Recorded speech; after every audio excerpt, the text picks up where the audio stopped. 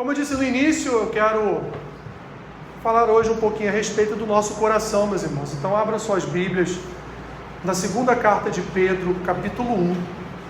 Vamos fazer a leitura do versículo 3 ao versículo 11.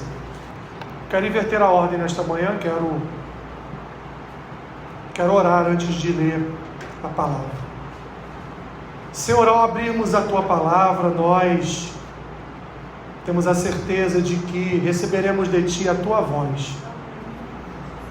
Voz que fala o nosso coração, nos instruindo, nos ensinando, nos exortando, nos corrigindo, nos indicando a direção correta a seguir, iluminando a nossa caminhada. Senhor, iluminando os olhos do nosso coração, para que possamos, Senhor, ter a certeza do nosso chamado diante de Ti. Nesta manhã fazemos a mesma coisa, abrimos a Tua palavra e temos a certeza de que o Senhor há de falar conosco. Portanto, Senhor, que possamos sair daqui nesta manhã com esta semente lançada em nossos corações e que ela possa vir a criar raiz, fortificar-se, crescer e gerar frutos que possam não só dizer quem somos, árvores frondosas, mas também alimentar outros irmãos com esses frutos. Abençoe-nos com a Tua palavra nesta manhã. É o que te pedimos em nome de Jesus. Amém. Diz assim então a segunda epístola de Pedro, capítulo 1, versículo 3. Visto como, pelo seu divino poder, nos têm sido doadas todas as coisas que conduzem à vida e à piedade, pelo conhecimento completo daquele que nos chamou para a sua própria glória e virtude, pelos quais nos têm sido doadas as suas preciosas e muito grandes promessas, para que por elas vos torneis co-participantes da natureza divina, livrando-vos da corrupção das paixões que há no mundo. Por isso mesmo, vós, reunindo toda a vossa diligência, associai com a vossa fé a virtude, com a virtude o conhecimento, com o conhecimento o domínio próprio, com o domínio próprio a perseverança, com a perseverança a piedade, com a piedade a fraternidade, com a fraternidade o amor. Porque estas coisas, existindo em vós e em vós aumentando, fazem com que não sejais nem inativos, nem infrutuosos no pleno conhecimento de nosso Senhor Jesus Cristo. Pois aquele a quem estas coisas não estão presentes é cego, vendo só o que está perto, esquecido da purificação dos seus pecados de outrora. Por isso, irmãos, procurai com diligência cada vez maior confirmar a vossa vocação e eleição, porquanto, procedendo assim, não tropeçareis em tempo algum, pois desta maneira é que vos será amplamente suprida a entrada no reino eterno de nosso Senhor e Salvador, Jesus Cristo. Podeis sentar.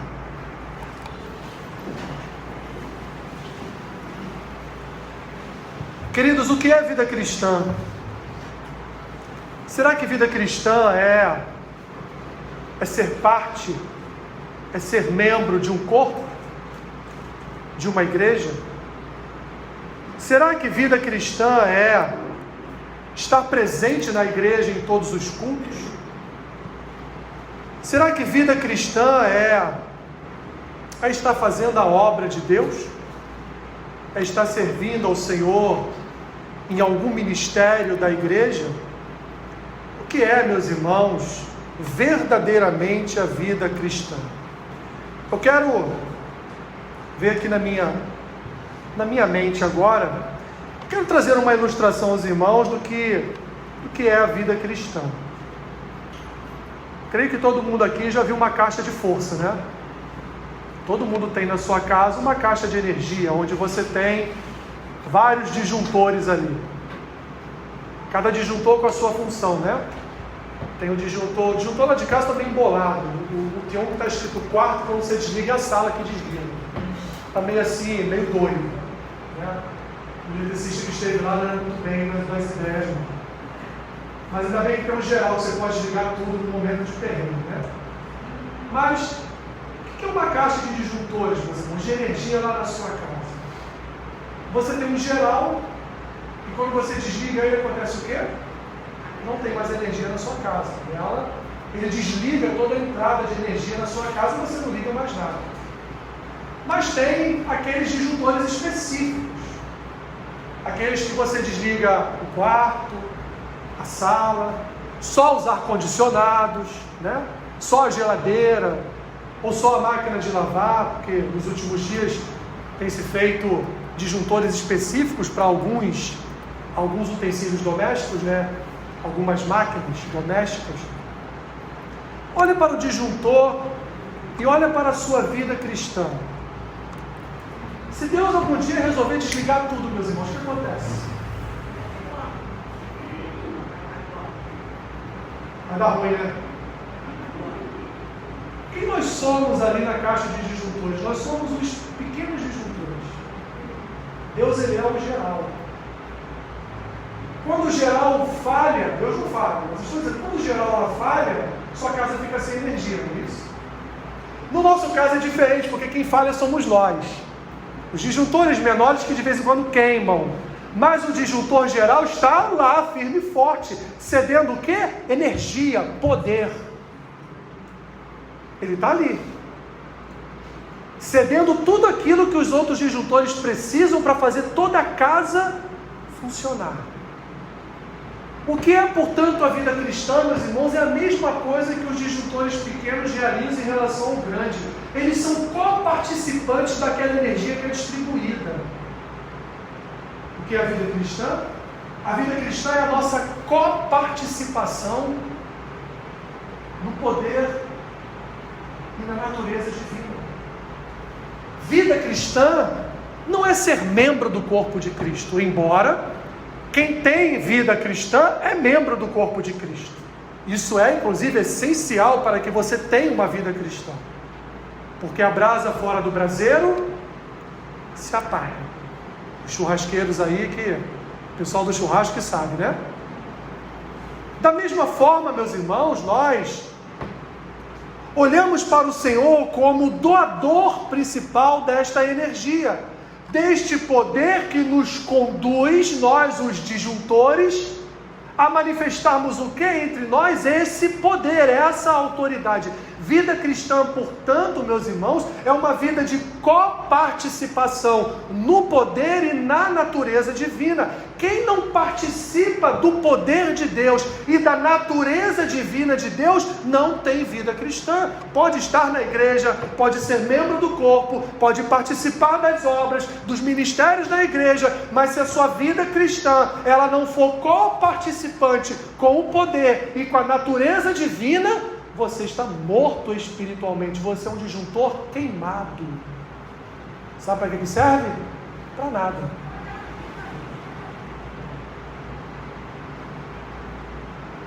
Vida cristã, então, meus irmãos, respondendo mais uma vez a pergunta: ser cristão, possuir uma vida cristã é ser, portanto, coparticipante da natureza divina. Por quê? Porque vida cristã demanda aparência com Deus. Quem não se parece com Cristo não é cristão. Como foram conhecidos os crentes de Antioquia?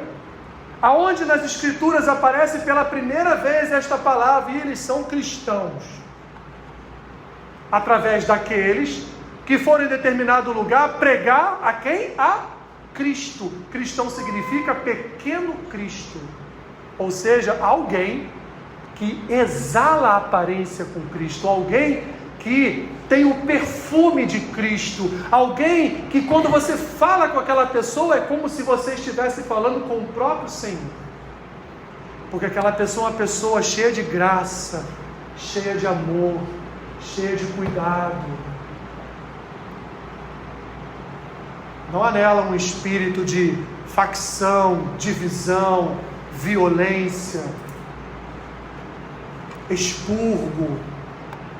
Vida cristã, portanto, meus irmãos, demanda aparência com Deus, através do conhecimento da sua palavra e de outra coisa, não só de conhecer a palavra, porque, meus irmãos, tem muitos ímpios que já leram a Bíblia 10, 15 vezes. Mas vida cristã demanda aparência, conhecimento da Escritura e progresso na virtude e na piedade. progresso numa vida com Deus. Se não tiver progresso na vida com Deus, não tem vida cristã. E o que é progresso na vida com Deus? É crescer, não só em conhecimento de quem é Cristo através da sua palavra, mas é crescer também manifestando diariamente as virtudes espirituais que Cristo, pelo seu poder divino e pela sua natureza divina, tem nos doado todos os dias, gratuitamente. Recebemos essas virtudes, meus irmãos, de forma gratuita, porque nós não pagamos o preço de nada, quem pagou foi Ele. Para que nós hoje vivêssemos uma vida de conhecimento e virtude, piedade, graça. Ser membro de um corpo, meus irmãos, não prova a vida cristã.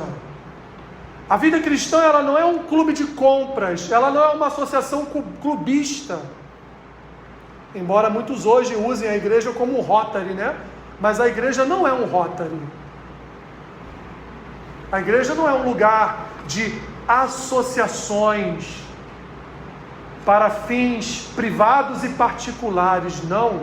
A igreja ela é um corpo onde é manifestada a graça de Cristo, e essa graça é uma graça, meus irmãos, que inundou os nossos corações de tal forma que vir à igreja não é uma obrigação, vir à igreja para louvar, adorar, ouvir a palavra, é um estado de necessidade. Eu preciso estar no corpo, porque a hora que eu sair do corpo, eu apago.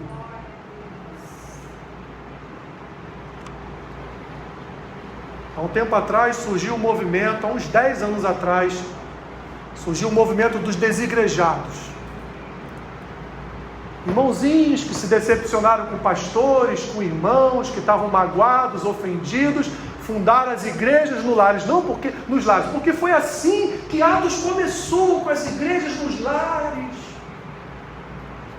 Onde está esse movimento hoje? Onde estão os desigrejados? Sabe onde? Lá na Sapucaí. Estão lá na Sapucaí, batendo palmas para a estátua de Satanás desfilando lá.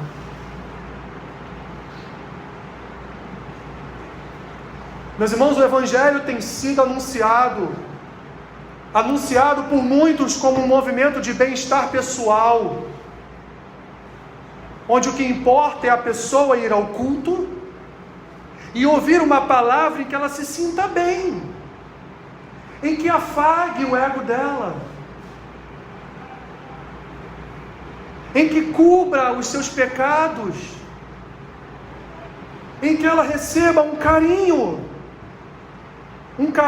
do púlpito, em que ela deve ser aceita naquela comunidade como ela é, sem que haja uma mudança real no seu coração, sem que haja um chamado para uma mudança real no seu coração, sem que haja um quebrantamento de coração, sem que haja um arrependimento de pecados, sem que haja uma sujeição às Escrituras, sem que haja um crescimento progressivo nas virtudes e piedades divinas. Eu chego como eu estou e eu quero permanecer como estou. Que igreja boa que aceita os meus pecados.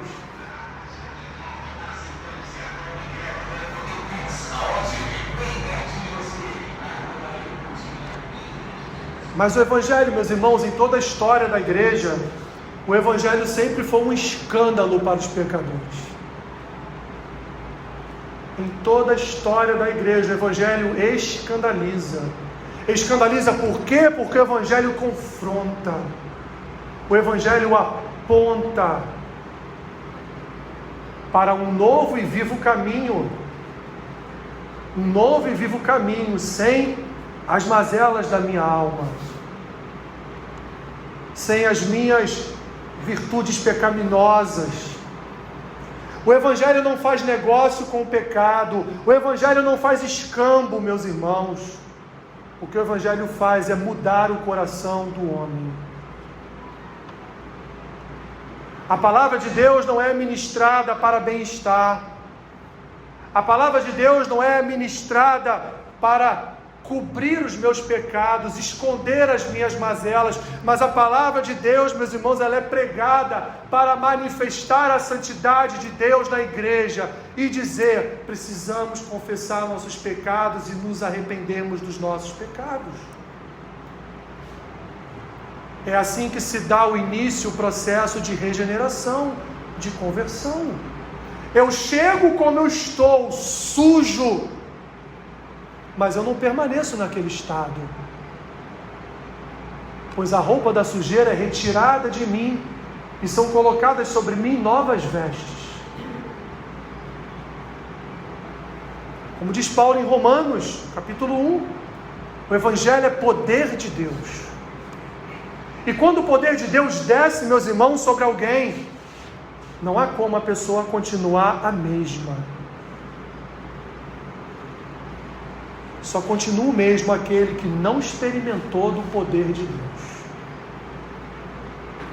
Pois quem experimenta do derramar da graça de Deus não permanece igual.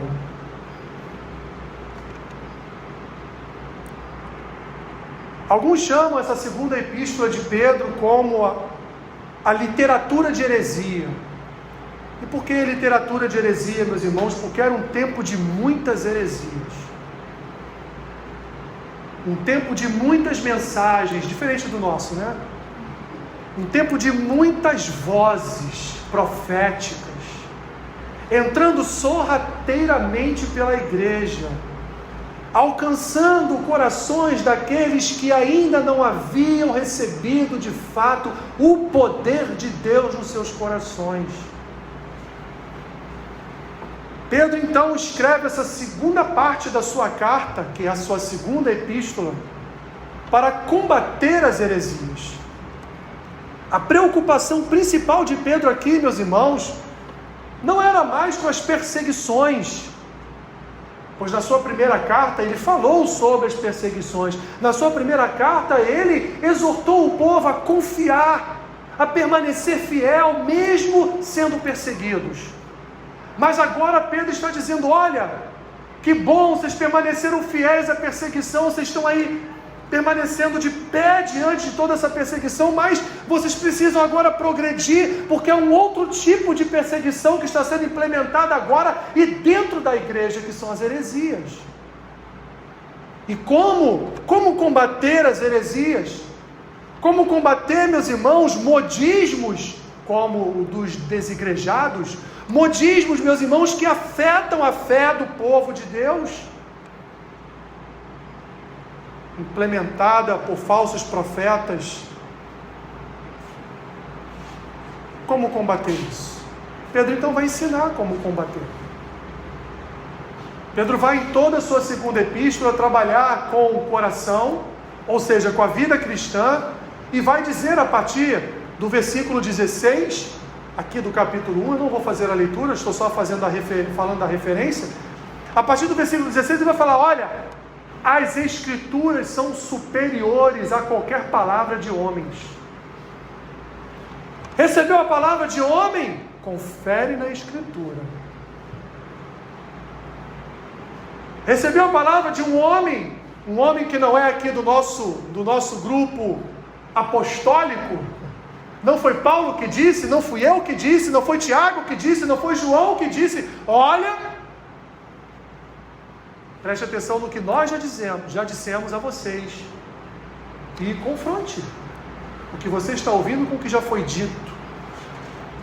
Pedro exorta então, meus irmãos, o povo ao crescimento cristão progressivo, através do conhecimento da palavra, a superioridade da palavra de Deus, e ainda apresenta a palavra de Deus, meus irmãos, como fonte para quê? Para que nós venhamos a progredir em nossa vida cristã. Pois a palavra de Deus é a única fonte, é o único xarope, é o único remédio, meus irmãos, que nós podemos tomar para curar aquilo que ainda precisa ser curado em nossos corações. Pedro então aqui, meus irmãos, expõe a necessidade do crescimento do progresso na vida cristã, sem a qual nós não nos livraremos das paixões deste mundo. Ele chama de paixões, mas cultura, ideologia e tudo que esse mundo oferece. Nessa primeira parte, que foi a parte que eu quis falar com os irmãos nesta manhã, ele apresenta aqui 3 partes dentro deste contexto. Pedro vai dizer, olha, Deus já tem providenciado todo o meio necessário para que aconteça o quê? Essa é a primeira parte. A segunda parte, para que você progrida, para que você seja santo, para que você tenha uma vida com Ele, para que você venha a estar próximo de Deus todos os dias. E a terceira parte é o resultado. Qual é o resultado daquele que recebe o poder e a natureza divina, daquele que não só recebe o poder e a natureza divina, mas busca progredir em santidade? Qual é o resultado? O resultado é a salvação. O resultado, o alvo final, é a salvação completa e final daquela vida. Pedro, então, meus irmãos, inicia o seu texto nos apresentando os meios providenciados por Deus para a nossa santificação. Vamos fazer uma releitura dos versículos 3 e 4. Olha o que ele diz aí. Visto como, pelo seu divino poder, nos têm sido doadas todas as coisas que conduzem à vida e à piedade, pelo conhecimento completo daquele que nos chamou para a sua própria glória e virtude, pelas quais nos têm sido doadas as suas preciosas e muito grandes promessas, para que por elas vos torneis co-participantes da natureza divina, livrando-vos da corrupção das paixões que há no mundo. Assim, meus irmãos, nessa primeira parte, Pedro vai dizer assim para os irmãos: queridos irmãos, Deus já providenciou todo o meio necessário para que você ande com Ele. E quais são esses meios necessários? Ele então vai se utilizar de 2 expressões. A primeira expressão que ele vai utilizar é divino poder. Recebemos divino poder. E ele vai usar uma segunda expressão no versículo 4, que é natureza divina. E preste atenção, meus irmãos, nessas 2 expressões. Por que presta atenção? Vamos voltar lá para o disjuntor? Os disjuntores menores, eles são o disjuntor geral? Não. Se você desligar o disjuntor geral, eles funcionam? Não. Assim é a vida cristã. Nós somos Deus? Não. Mas nós só somos co-participantes do poder de Deus. Todo poder e divindade está em quem? Está em nós? Não. Está em quem? No disjuntor geral. Está em Deus. Portanto, nós não somos semideuses, nós não somos seres divinos e não podemos ser divinizados. Por que eu estou dizendo isso? Porque no tempo de Pedro, e vocês vão entender por que ele usa essas 2 expressões. Porque no tempo de Pedro, os judeus da diáspora, ou seja, os judeus que estavam fora de Jerusalém, os teólogos judeus fora de Jerusalém, dispersos de Jerusalém, e os gregos materialistas estavam implementando sorrateiramente na igreja que nós poderíamos alcançar, vejam bem, isso vem desde o Éden, que nós poderíamos alcançar a divindade de Deus e sermos como Deus é. Pedro então vai dizer o quê? Ele vai falar sobre o divino poder. De que forma? Ele vai dizer, olha, pelo seu divino poder nos têm sido doadas todas as coisas. Pelo seu divino poder. O divino poder nós não temos nenhum. Mas pelo divino poder nós temos recebido o que de Deus? Os elementos necessários para conhecermos a Deus. Ele continua aqui no texto. Que conduzem a vida e a piedade. Pelo quê? Pelo conhecimento completo daquele que nos chamou para a vida e para a piedade. Ou seja, Deus é Deus, meus irmãos, e nós somos meros mortais, futuros, eternos. Não somos personagens da Marvel. Não somos, definitivamente.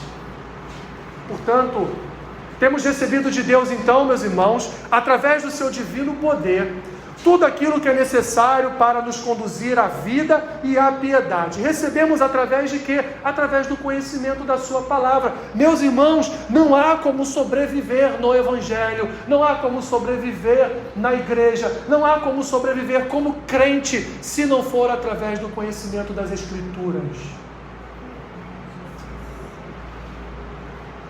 Não há. E quando eu falo conhecimento das Escrituras, eu não falo, meus irmãos, no sentido de você saber de cor e salteado que a Bíblia começa em Gênesis e termina em Apocalipse.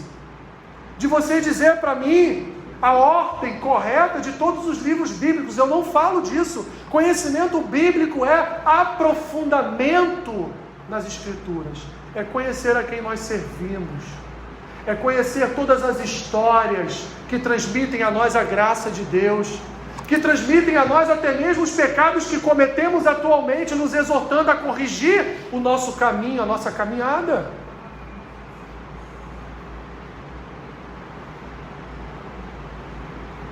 A palavra de Deus, meus irmãos, ela, como Paulo disse lá em Romanos capítulo 1, ela nos apresenta o Evangelho, que é o poder. Que é o próprio poder de Cristo emanado para o seu povo. Meus irmãos, aprendam uma coisa: a palavra de Deus é para o povo de Deus.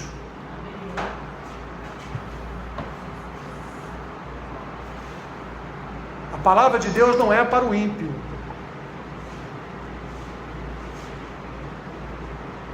Deus fez uma palavra para o seu povo.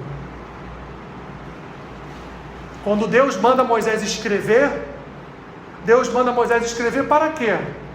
O texto lá em Êxodo diz o quê?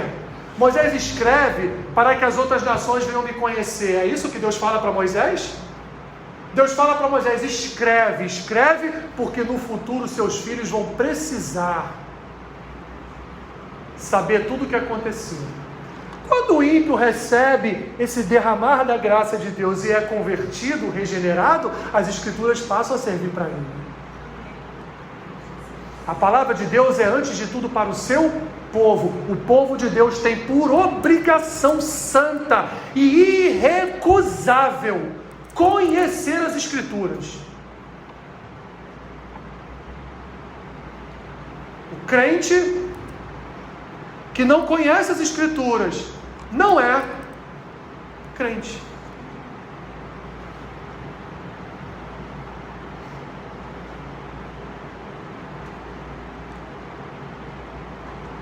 A segunda expressão que ele usa, meus irmãos, no versículo 4, natureza divina.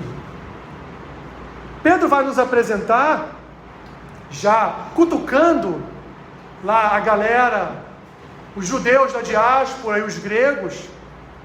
Pedro vai dizer: olha, nós recebemos como doação as preciosas promessas de Deus na sua palavra, para que nós nos tornemos o quê? Co-participantes da natureza divina. Nós não seremos divinizados.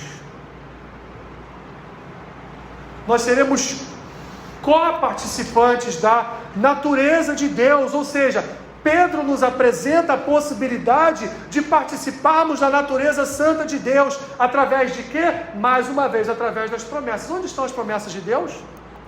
Na sua palavra. Pedro então claramente deixa aqui escrito: olha, não temos natureza divina, pois somos co-participantes, e Paulo vai dizer lá em Romanos que nós somos co-herdeiros da herança de Cristo. Somos co-irmãos em Cristo. Tudo no sentido, meus irmãos, de que nós participamos do mover de Deus. Somos chamados, convidados a, meus irmãos, participarmos das promessas de Deus, participarmos daquilo que está deliberado na sua palavra, participarmos das bênçãos que o Senhor tem promovido entre nós através da sua palavra, porque a palavra, meus irmãos, é a garantia que Deus assumiu para cada um de nós, de que nós podemos sim viver uma vida com Deus. Cantamos aqui hoje, né? Sei que é difícil, mas Ele diz: confie em mim. Nós recebemos, meus irmãos, todos os benefícios e privilégios para termos uma vida com Deus. Todos. Sabe o que falta a nós para nós termos uma vida com Deus? Nada. Só aquele provérbio, vai ter com a formiga, ó preguiçoso. É só isso que está faltando. Não nos falta absolutamente nada, porque Pedro diz aqui, meus irmãos, versículo 3, pelo seu divino poder, versículo 4, por sua natureza divina, nos tem sido doadas vida, virtude, graça, amor, cuidado, promessas, através da sua palavra. O que nos falta então? Viver uma vida com Deus. Recebemos, meus irmãos, o seu Espírito, recebemos a sua palavra, fomos aliançados a uma nova família, a sua igreja, o seu corpo. Temos em nós uma nova natureza, porque em nós habitava só a natureza pecaminosa de Adão, agora habita em nós a natureza do novo Adão santo. Recebemos vida, recebemos salvação. O que precisamos mais para vivermos uma vida cristã autêntica? O progresso, meus irmãos, assim da vida cristã se torna possível e prático por meio de dois fatores: através do poder de Deus e das suas promessas.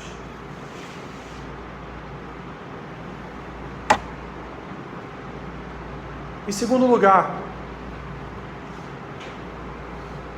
sabendo que recebemos de Deus então essa doação maravilhosa, através do seu divino poder e da sua natureza divina, o que fazer então agora, meus irmãos? Sabedores disso, de que não há desculpa para nós, o que fazemos então? Pedro vai ensinar o que devemos fazer. A partir do versículo 5 até o 9, olha o que ele diz. Por isso mesmo, olha como ele inicia, olha a expressão que ele inicia o versículo 5. Por isso mesmo, ou seja, está dizendo, você não tem desculpa.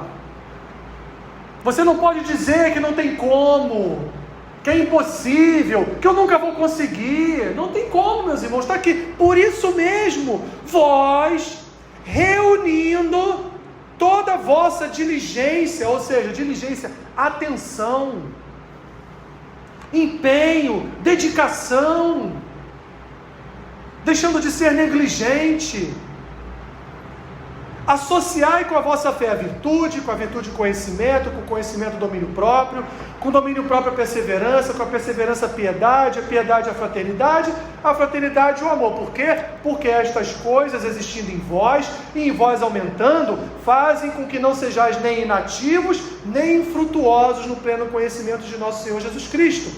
Pois aquele a quem estas coisas não estão presentes é cego, vendo o sol que está perto, esquecido da purificação dos seus pecados de outrora.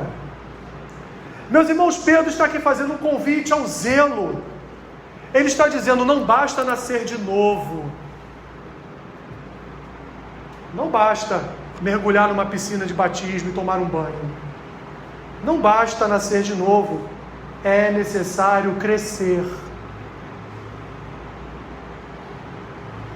Já viu aqueles homens com 60 anos de idade que ainda anda com Nike de cano longo no pé? Já viu isso? Ainda ontem estávamos comentando sobre isso lá em casa. 60 anos de idade, mas está lá com All-Star cano longo no pé. Bermudinha tactel, na praia surfando. Não basta, meus irmãos, não basta nascer de novo, é necessário crescer. Nós não podemos aceitar a nossa atual pontuação espiritual. Nós temos que continuar a buscar.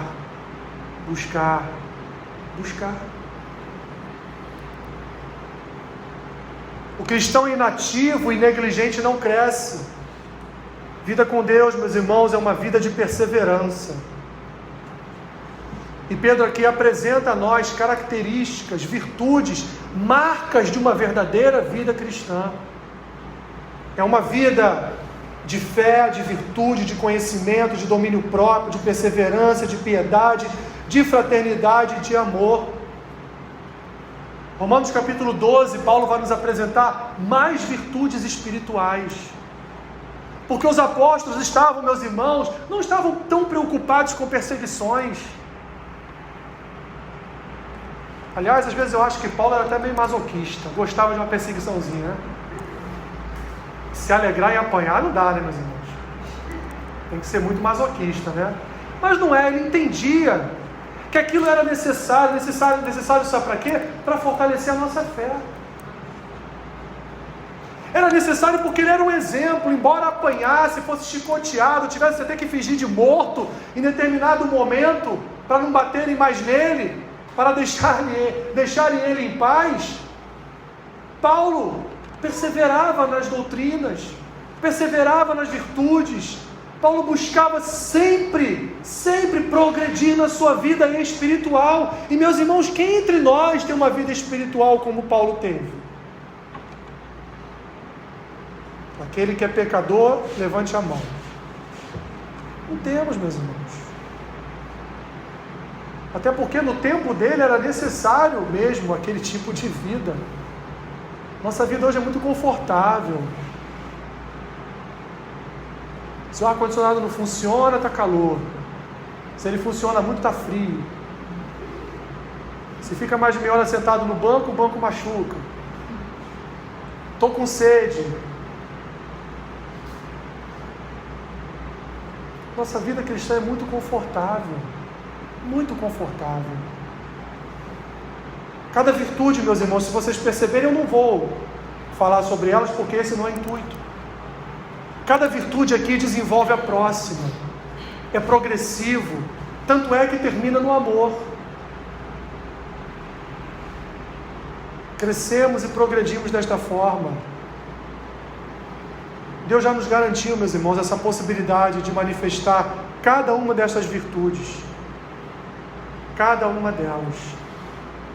E Pedro termina os versículos 10 e 11, onde ele vai falar do alvo. Qual é o alvo?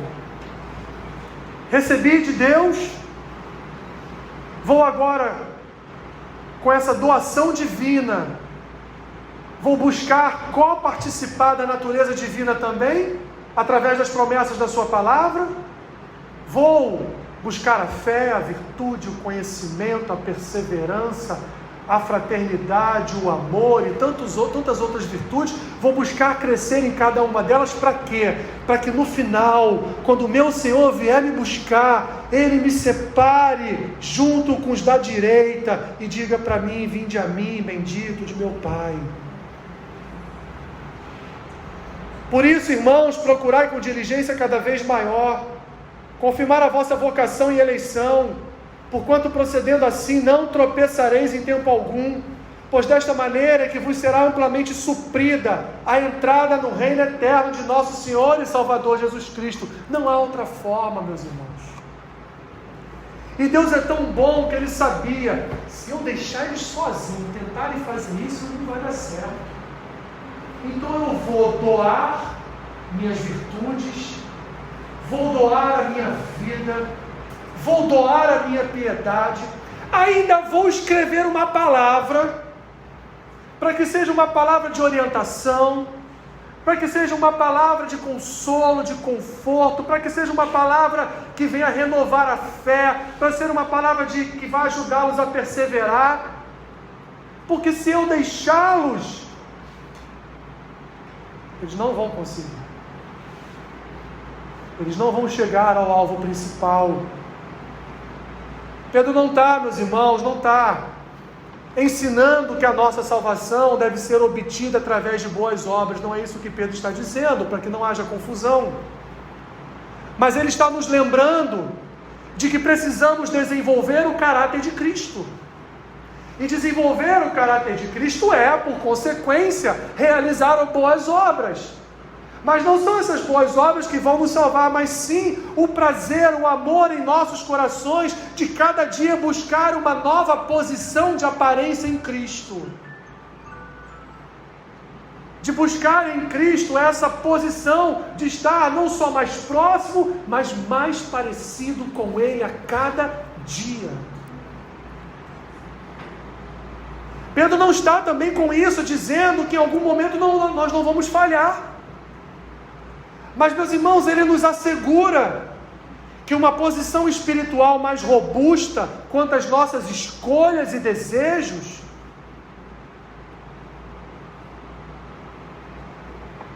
vão confirmar de fato a nossa vocação em Cristo e vão nos ajudar a não tropeçarmos.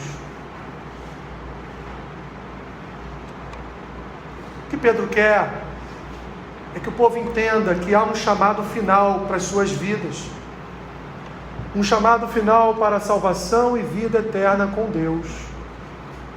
E Deus, meus irmãos, vai salvar o seu povo. E o seu povo é aquele povo que tem aparência com Ele. O seu povo é o povo que exercita, que manifesta os atributos comunicáveis de Deus. Seu amor, sua graça, sua piedade, a fé, o conhecimento e tantas outras virtudes, meus irmãos. O final de tudo, quando olhamos para o final e não para o percurso, mas quando olhamos para o final, nós somos fortalecidos. Você já pensou em um dia receber algo que você nem sabe o que é? Dizem que o galardão é uma auréolazinha de anjo, né? Isso é no nosso imaginário popular, cristão. O que é o galardão? Não sei. Olha, mas é uma coisa muito boa. Porque a Bíblia fala que é bom. A Bíblia fala até de galardão maior e menor. Meus irmãos, pode ser o menor do galardão. Mas eu quero.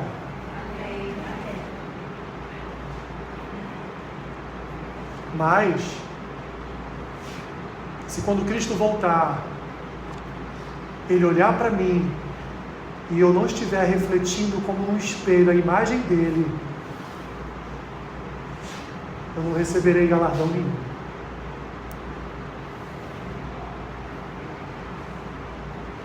Quero concluir com as próprias palavras de Jesus. Para não ficarmos só com a palavra de Pedro, embora seja uma palavra concebida pelo Espírito, mas eu quero convidar os irmãos a uma palavra de Cristo. Mateus capítulo 7. E eu fecho com esta palavra.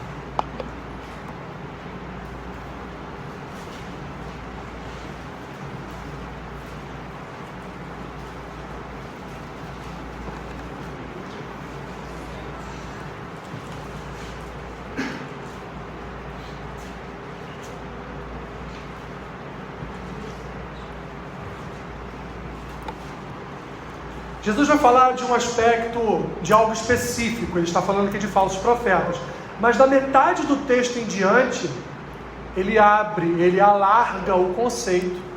Olha o que ele diz, versículo 15. Mateus capítulo 7, versículo 15. Acautelai-vos dos falsos profetas, que se vos apresentam disfarçados em ovelhas, mas por dentro são lobos roubadores. Pelos seus frutos os conhecereis. Colhem-se porventura uvas dos espinheiros ou figos dos abrolhos? Assim, toda árvore boa produz bons frutos, porém a árvore má produz frutos maus. Não pode a árvore boa produzir frutos maus, nem a árvore má produzir frutos bons. Toda árvore que não produz bom fruto é cortada e lançada ao fogo. Assim, pois, pelos seus frutos os conhecereis. E aí ele vem. Nem todo que me diz, Senhor, Senhor, entrará no reino dos céus, mas aquele que faz o quê? A vontade de meu Pai, que está nos céus. Muitos naquele dia hão de dizer-me, Senhor, Senhor, porventura, não temos nós profetizado em Teu nome? E em Teu nome não expelimos demônios? E em Teu nome não fizemos muitos milagres? Então lhes direi explicitamente, nunca vos conheci, apartai-vos de mim, os que praticais a iniquidade. A árvore é conhecida pelo quê? Pelo fruto. Seremos reconhecidos pelos nossos frutos, meus irmãos. Somos conhecidos hoje pelos nossos frutos, e quando Jesus voltar, seremos reconhecidos pelos nossos frutos. O salmista no Salmo 90, o salmista Moisés no Salmo 90, ele termina o Salmo dizendo, o que nós apresentaremos ao Senhor nas nossas mãos? O que temos a apresentar a Ele? Quando Jesus voltar, o que estará em nossas mãos para apresentar a Ele? Sua própria vida, vivida por nós, ou a nossa própria vida, vivida como queremos? Senhor, nós somos gratos a Ti. Devemos sempre ter gratidão em nossos corações, porque se não fosse por Tua palavra, Senhor, o que seria de nós?